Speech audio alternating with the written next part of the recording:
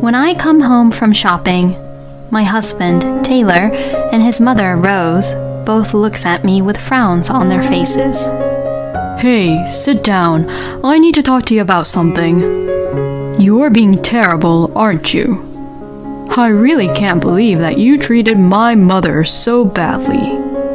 Excuse me? My name is Melanie, and I am 27 years old, and I am a housewife. My husband, Taylor, and I are newlyweds and started living together this spring. When we got married together, Taylor had asked me to focus on being a housewife. In the beginning, our newly wedded life was a lot of fun. I would make breakfast and lunch for my husband, do laundry and the cleaning around the house, and after a bit of relaxing around the living room, I would go grocery shopping to prepare and begin cooking dinner. My husband would happily eat what I had cooked, and we were both living happily together. But unfortunately, such happy lifestyle for both of us ended after only a few months. A few months after we got married, my father-in-law Jim passed away due to illness. My husband said that since he was an only child, he felt sorry for his own mother Rose to be left all alone. So, because of that, he began to insist that he wanted for us to live together with Rose. To be honest, I was against the idea of moving in with Rose. The reason for that was because Rose did not seem to like me very much from the beginning. When I first greeted her, as it was decided that Taylor and I would get married, she said, "Well, if Taylor wants to get married, I can't really help it," and sounded as if she was completely against our marriage. So, that was why I did not think that living together with Rose would work so well. When I discussed this with my husband, he replied to me saying, "Oh, don't worry. Mom may look unfriendly at first, but she's actually really kind." The thoughts I had in my mind were changed by the fact that my husband said that without any hesitation and very confidently. So, in the end, I agreed to live with Rose as Taylor was insisting for it strongly. The move-in with Rose started with Taylor and I moving into her house because it was much more spacious. Oh, you two have come a long way. Mom, please do take care of us well from now on. We will both be in your care. Oh, come on. There's no need for any more formal greetings like that, so just come on in. Rose greeted us and welcomed us into the house with a kind smile. After we finished unpacking, Rose was very kind to us while we were having tea together in the living room. You know what? I want to eat Mom's fried chicken for the first time in a while. Oh, really? Well then, let's have the fried chicken today. I want to teach Melanie my special fried chicken recipe, so please help me make it, Melanie. All right, I will. Well, my husband may be right. Rose was very kind and not scary at all as I thought she would be. Maybe I was a little nervous, or maybe I was a little stiff when I greeted Rose for the wedding, because Taylor is her only son after all. Maybe we all would have a nice, good time to live together like this without any problems. Or so I thought. Because a problem happened right after that. It happened in the kitchen afterwards when we started to cook for the fried chicken. As soon as it was just Rose and I alone together, she suddenly changed her attitude completely. Her smile disappeared, and she began to glare at me very coldly, just as she had done when I first greeted her. Are you sure you can cook? Yes, I can do a little bit of everything. Then, can you cut the chicken for me? Okay, I will. Oh, no, no, no, you can't do it like that. What? Oh, that's enough. Just get the seasonings out. Where are the seasonings? Ugh. If it goes on like this, it will take us a really long time to finish making the fried chicken. Are you sure that you're really a housewife? Seeing you like that, I really wonder if Taylor gets to even eat properly or not. And like this, Rose would say such unreasonable and mean things to me. For the most part, even the way on how I cut the chicken was normal. And Rose didn't even tell me what exactly was wrong with how I cut them. Besides, since I just came to live in her house today, it's definitely obvious that I couldn't really know where the seasonings are placed. My husband always says what I cook tastes good, and I feed him nutritiously balanced meals. So, why would Rose even say such things like that to me? When Rose finished cooking and put the food on the table, she acted as if she was a completely different person. "Oh, Taylor, honey, dinner is ready." Ooh, the fried chicken looks so delicious. Since Melanie had helped me, we were able to make them very quickly. Huh? Yes, that's right. Rose acted as if she was being a very good mother-in-law to me in front of my husband. Well, Rose's strategy seemed to work, and my husband mistakenly thought that Rose and I were getting along very well. But during the daytime, when my husband was out working, Rose began to torment me as much as she could. "Oh, Melanie, you haven't cleaned up at all. You need to do the top of this bookshelf too." But it's a little too high up there for me to reach and clean." Don't make any stupid excuses like that. We have a ladder, so make use of that. Like this, Rose tries to get me to clean the top of the bookshelf, which even a man would find it quite high to reach. If it were me, I would have to get on the stepladder and stand on tiptoes to just barely reach it. I'm really sorry, I can't. I know for sure that I'll get hurt. You really can't do anything, huh? I feel sorry for Taylor for having a useless wife like you, Melanie. Aren't you ashamed that you can't even do any house chores properly at all, even though you're Taylor's housewife? These daily sarcastic comments and pointless lectures that Rose would give me was just too much. One day, I just got so fed up with it that I talked to my husband about it. Hey, I'm having a hard time with Rose, you know. Would you talk to your mother about it?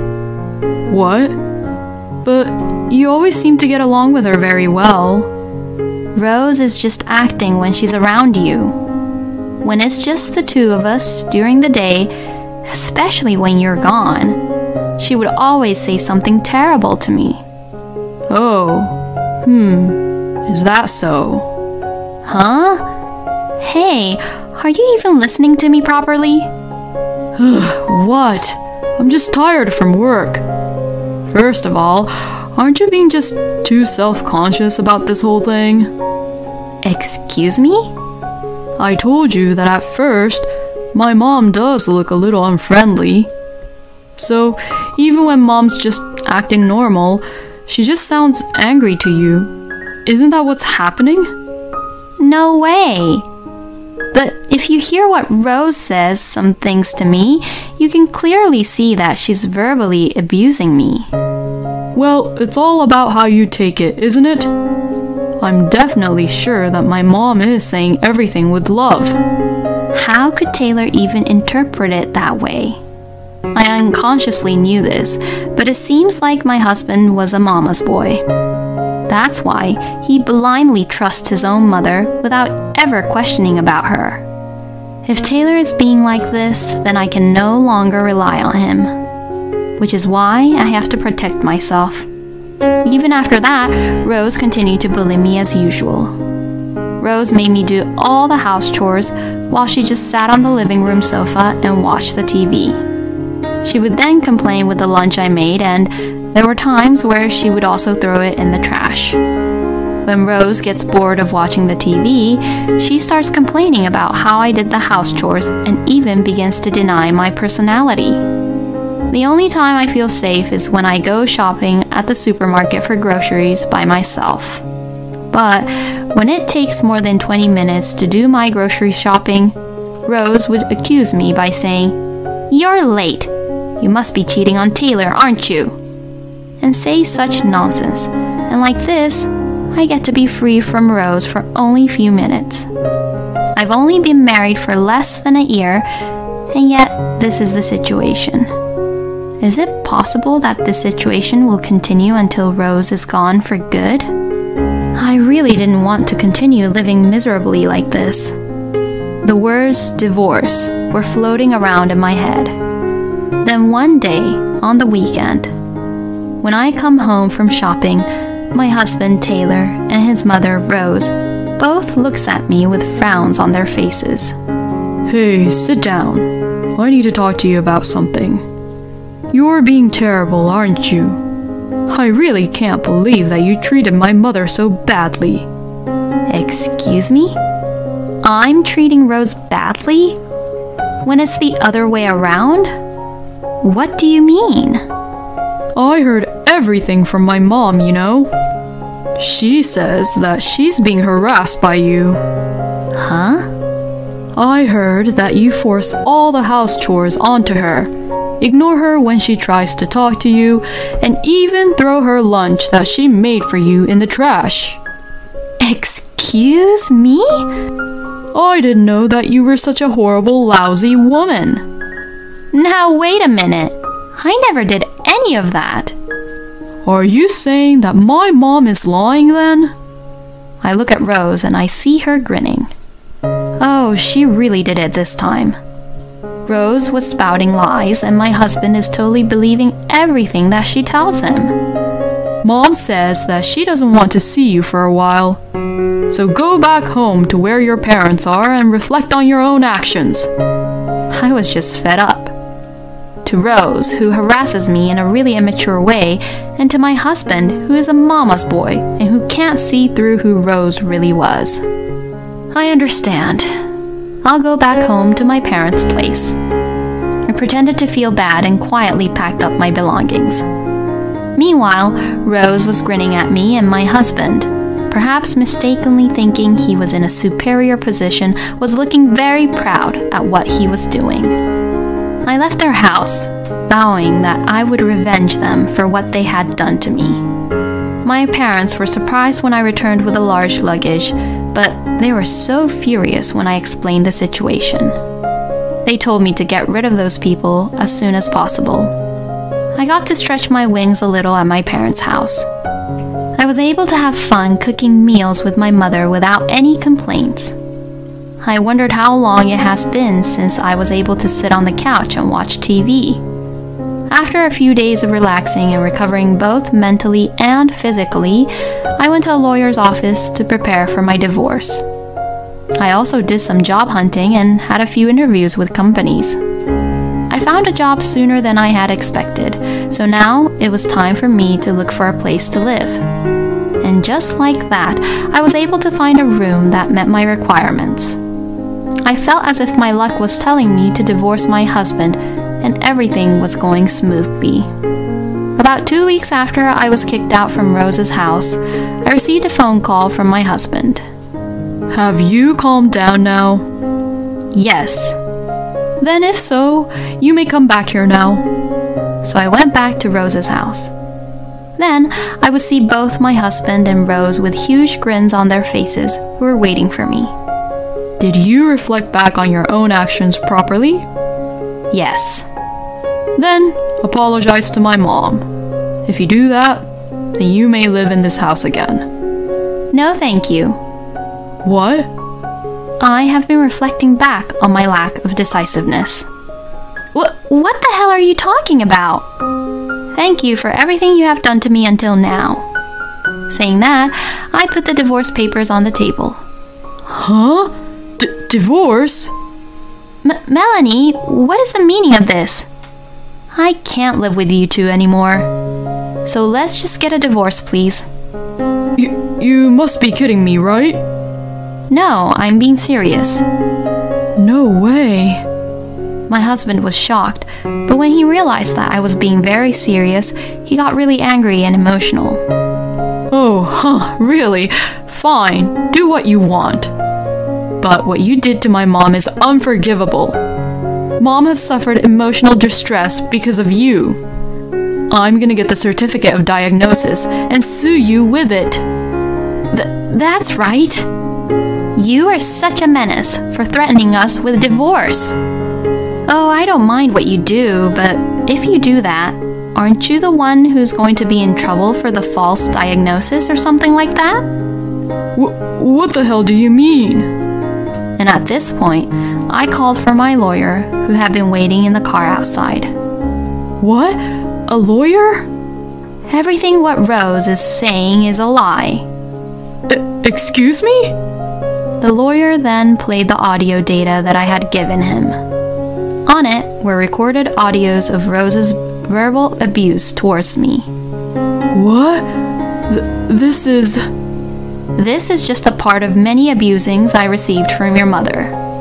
And now, hearing this, do you still believe what your mother says? No way. There's no way that my mom would... Oh, my... Rose was panicking because the truth came into light. Oh, Rose, I heard that you told the neighbors that you were being harassed by me. No, that's... What you did was defamation. So, I'm going to sue you. What? Oh no!